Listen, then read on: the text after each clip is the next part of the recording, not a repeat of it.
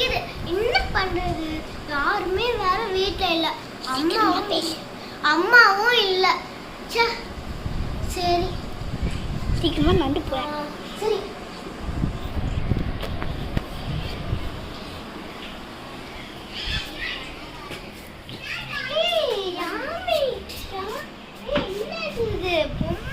இந்த teddy bear பொம்மை அழகா இருக்கு. யார் தந்தா? ரெண்டு தந்தா. சரி சரி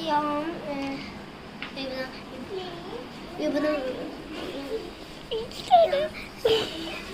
வந்துட்டு இப்போ இது அங்கே இருந்துச்சு.